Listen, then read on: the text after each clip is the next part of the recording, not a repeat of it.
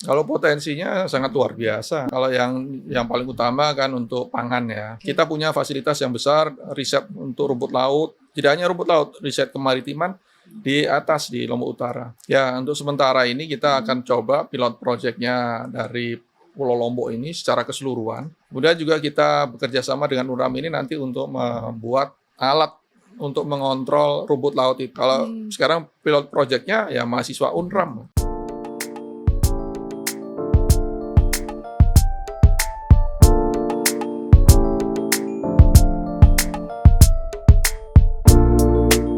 Halo Sobat Unram, balik lagi bareng saya Dina Ayu. Kali ini saya kedatangan tamu spesial nih. Wah, kita akan banyak berbicara tentang salah satu potensi di Nusa Tenggara Barat. Nah, potensi apa aja itu? Mungkin kita bisa berbicara langsung dengan Bapak Wakil Kepala BRIN, Badan Riset dan Inovasi Nasional. Selamat datang Bapak. Terima kasih. Selamat datang Bapak Profesor Amarullah Ya, Oktavian. Nama akrabnya apa nih Pak? Vian. Pak Avian berarti tak panggil ya Pak. Gimana Pak selama di Lombok, udah berapa hari di Lombok Pak? Saya sudah 2 hari ini. Sudah 2 hari, sudah sempat keliling Lombok nggak Pak? Ya sudah. Sudah kemana aja Pak? Ke Teluk Ekas, ya sampai ke Lombok Timur. Kemudian tadi pagi saya di Lombok Utara. Wow, Ya, dari Lombok Lombok Utara, Barat, Lombok Barat, Lombok ya. Timur, Ya. Lombok Tengah juga pernah nggak Pak? Pernah. Keliling dong Pak ya. Saya sebelumnya kan tahun lalu kan mondar-mandir ke sini terus. Ketika jadi rektor Unhan, untuk membantu masyarakat menemukan sumber air sumur bor yang baru, Oh. yang kemudian diresmikan oleh Pak Menteri Pertahanan. Oh iya Pak. Sebelumnya pernah nyobain makanan Lombok nggak Pak? Iya, pastilah. Ada cocok nggak Pak sama makanan Lombok? Cocok. Ya, Cocok. cocok. Asal nggak pedes-pedes amat. Nggak pedes-pedes banget Pak ya. Salah satu makanan Lombok yang paling disukai apa Pak? Ayam taliwang. Wow, ayam taliwang Pak Ayam ya. taliwang favorit di sini. Cuman kemarin saya nyoba nasi puyung. Itu pedes banget sih Pak, tapi nasi Ya, puyungnya nasi puyung. Tapi saya minta supaya dimasak agak jangan pedes. jangan pedes. Oke Pak ya, aman. Aman. Keren banget Pak. Ya. Mungkin di podcast Unram kali ini Pak, kita akan membahas potensi yang ada di Nusa Tenggara Barat. Iya. Karena tadi Bapak udah keliling Lombok kan Pak, pasti kenal banget nih dengan Nusa Tenggara Barat. Saya pernah mendengar cuplikan dari Bapak Presiden kita, Bapak Joko Widodo, itu terkait dengan hilirisasi Pak. Ternyata hilirisasi ini mendukung untuk Indonesia Maju tahun 2045, dan salah satu komoditas hilirisasi itu yaitu pengembangan rumput laut. Nah, mungkin kita bisa berbicara lebih panjang tentang ini Pak. Namun sebelum itu saya juga mau tahu nih Pak, sebenarnya potensi rumput laut di Indonesia ini seperti apa Pak? Kalau potensinya sangat luar biasa, ya Mbak Dina. Kita saat ini nomor 2 setelah Cina untuk produksi rumput laut. Tapi itu seharusnya kita jauh di atasnya Cina. Jadi dengan program hilirisasi ini saya menilai keinginan pemerintah itu sangat tepat dengan kondisi geografis Indonesia sebagai negara kepulauan. Jadi kita harus melampaui Cina. Wah. Kita harus yang nomor 1 di dunia. Kita harus menjadi nomor 1 di dunia. Dan saya juga ada satu literatur Pak, mungkin kita bisa lihat bersama di sini di layar. Itu kebanyakan tidak ingin melanjutkan sebagai petani rumput laut karena mereka merasa itu tidak terlalu menjanjikan. Nah, ini bagaimana Pak? Padahal potensi kita besar, tapi peminatnya itu sangat sedikit di Nusa Tenggara Barat Pak. Ya, ini adalah masalah manajemen. Ya. Jadi bagaimana kita sebetulnya bisa menata model bisnis dari rumput laut ini. Nah, jadi apa turunan-turunan dari rumput laut itu juga harus bisa dikuasai oleh para petani nelayan. Jadi peruntukannya untuk apa dan lain sebagainya.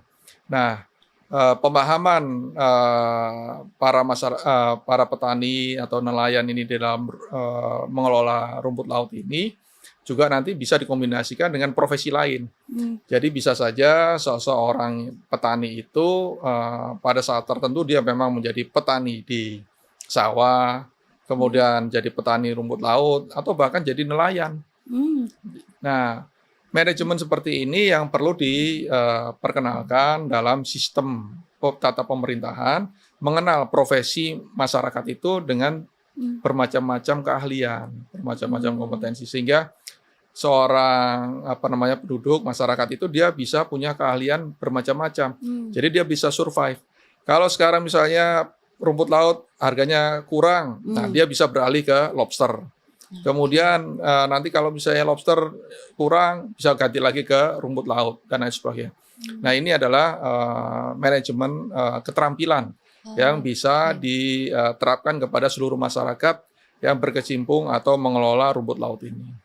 Oh, berarti harus menguasai manajemen keterampilan itu, Pak ya? Ya, jadi kita misalnya dari BRIN bisa saja memberikan juga pengetahuan-pengetahuan dasar. Ya. Kita juga seringkali menerbitkan buku-buku manual yang praktis menjadi panduan para nelayan, petani itu untuk meningkatkan keterampilannya oleh diri mereka sendiri. Nah, kita buat buku-buku manual untuk bisa dipelajari secara otodidak. Tadi sempat disinggung oleh Pak Waka itu terkait dengan produk turunan rumput laut. Kalau boleh tahu ada apa saja Pak produk turunan rumput laut yang menjanjikan nih Pak? Ya, kalau yang paling utama kan untuk pangan ya, kemudian juga mungkin untuk kesehatan, untuk kosmetik, produk kecantikan, untuk biomasa, bioplastik. Ya, kita sangat besar. Kalau misalnya dari satu sisi saja bioplastik, kita bisa menggantikan atau mengendalikan dunia. Ya, bahwa plastik semuanya dari bio sehingga produk Indonesia itu bisa mendunia dan sekaligus kita kontribusi nyata untuk menjaga kelestarian lingkungan.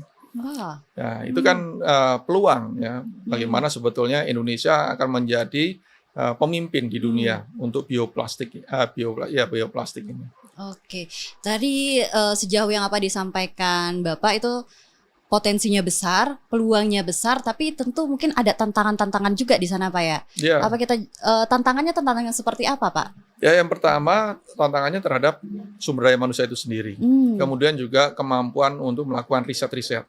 Oleh sebab itu BRIN itu memberi peluang. Saya tadi ketemu dengan Civitas Akademika Universitas Mataram, mengundang silakan manfaatkan fasilitas yang ada di BRIN. Ya, kita punya fasilitas yang besar, riset untuk rumput laut, tidak hanya rumput laut, riset kemaritiman di atas di Lombok Utara. Nah, di situ silakan kalau misalnya para periset, mahasiswa juga boleh dan lain sebagainya. Kita bahkan merencanakan pusat-pusat riset, lab-lab dari BRIN itu untuk menjadi pusat edukasi. Jadi bisa dikunjungi anak-anak SD, SMP, SMA melihat para periset itu bekerja. Nah, itu ya nanti mungkin program ke depannya. Oke, dan Pak saya jadi penasaran nih, bagaimana BRIN dan Universitas Mataram bersinergi untuk pengembangan rumput laut ini Pak? Ya, untuk sementara ini kita akan coba pilot project-nya dari Pulau Lombok ini secara keseluruhan. Kita lakukan riset bersama dengan UNRAM ini untuk memetakan pantai-pantai mana yang cocok untuk jenis rumput laut yang mana. Ya, jadi seluruh pantai di Pulau Lombok ini kalau bisa ada yang dimanfaatkan untuk budidaya rumput laut bersama-sama dengan budidaya yang lain, rumput laut dengan lobster atau dengan ikan kerapu dan lain sebagainya. Karena itu merupakan satu kesatuan ekosistem yang harus kita manfaatkan. Kemudian juga kita bekerja sama dengan UNRAM ini nanti untuk membuat alat untuk mengontrol rumput laut itu supaya dia bisa selalu stabil suhu maupun salinitas air lautnya. Jadi dengan alat itu kita bisa naik turunkan rumput lautnya itu. Kalau misalnya di atas permukaannya terlalu panas, nah dia akan otomatis turun ke bawah supaya agak lebih dingin, kan gitu. Nanti kalau misalnya terlalu dingin, naik lagi ke atas. Kita akan buat alat yang seperti itu. Wow. Itu berarti rancangannya bersama UNRAM Pak ya. Tapi sejauh Bapak melihat Nusa Tenggara Barat ini, mungkin Bapak udah pernah ketemu sama petani rumput laut sebelumnya. Bagaimana Bapak melihat petani rumput laut di Nusa Tenggara Barat ini Pak? Ya, kemarin saya juga sudah ketemu dengan beberapa petani rumput laut itu. Kalau dari etos kerja, mereka pekerja keras Mbak. Ya, jadi mereka pada umumnya lah petani di seluruh Indonesia itu pekerja keras. Mereka punya semangat tinggi, ya pengabdian. Namun itu tadi keterampilannya keterampilannya yang belum. Nah, oleh sebab itu penting misalnya Mbak Dina sebagai mahasiswa di sini Unram ini buat bakti sosial, ngajari para petani itu dan lain sebagainya. Nah, jadi tidak hanya dosen, tidak hanya periset, maka mahasiswa itu kelompok intelektual yang paling utama. Mereka bisa didorong untuk melakukan kerja-kerja sosial. Ya, yang penting kan ilmunya bisa diterapkan kepada masyarakat kebanyakan.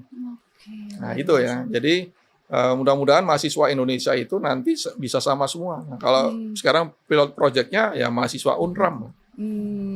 Oke, ini jadi PR nih untuk mahasiswa Unram dari Pak Wakabrin. Selain itu Pak, mungkin selain dari sisi mahasiswanya, apa ada yang harus dilakukan oleh para petani juga secara mandiri seperti itu Pak untuk meningkatkan lagi pengembangan rumput laut ini Pak? Ya tentunya pemodalan. Ya pemodalan kita memang mendorong para petani ini sekarang ya petani rumput laut itu kan kita rancang supaya seperti jadi plasma. Jadi ada kerjasama dengan perusahaan. Nah, tapi nantinya ya masing-masing petani itu bisa menjadi menjadi produsen sendiri gitu. Nah, mereka itu harus dibekali dengan keterampilan untuk budidaya rumput lautnya, sekaligus juga keterampilan manajemennya, keterampilan mengelola anggaran, ya, untuk mendapatkan permodalan dan lain sebagainya. Ini harus satu paket. Nah, itu mahasiswa Unram bagian ekonomi yang ngerti koperasi ya ajarkan ke sana, kan gitu. Mahasiswa Unram yang ngerti manajemen ya ajarkan ke sana. Buat paket-paket yang praktis, yang mudah dipahami oleh orang dengan kalangan pendidikan seperti para petani itu. Jadi mahasiswa yang cerdik itu bisa menurunkan derajat bahasa akademiknya untuk mudah dipahami oleh orang awam. Oke. Mungkin ini bisa diaplikasikan nanti oleh Semeton Unram pada saat KKN mungkin ya Pak ya. Karena KKN itu lebih dekat lagi dengan masyarakat, mengabdi juga di sana Semeton Unram. Mungkin ada closing statement dari Pak Waka untuk para penonton Unram Podcast kali ini. Ya, saya juga terima kasih karena ini podcastnya Unram. Saya sangat senang apabila banyak mahasiswa yang berniat menjadi periset di Indonesia. Periset Indonesia merupakan tanggung jawab dari BRIN untuk meningkatkan kompetensinya hingga menjadi world class researcher atau periset kelas dunia. Nah, mudah-mudahan salah satu kontribusi utama dari Unram ini adalah banyaknya mahasiswa yang berniat menjadi periset di BRIN. Amin. Semoga Pak ya. Terima kasih banyak Pak Fian. Terima kasih sudah meluangkan waktunya di Unram Podcast kali ini. Mungkin di kamera tengah kita bisa say goodbye Pak. Oh ya. Sampai jumpa di Unram Podcast selanjutnya. Oh nggak boleh gini ya? Boleh kok Pak, aman. Ini artinya jempol beneran. Bagus. Jempol beneran. Unram top. Nah, bener gitu ya. Pak, bener.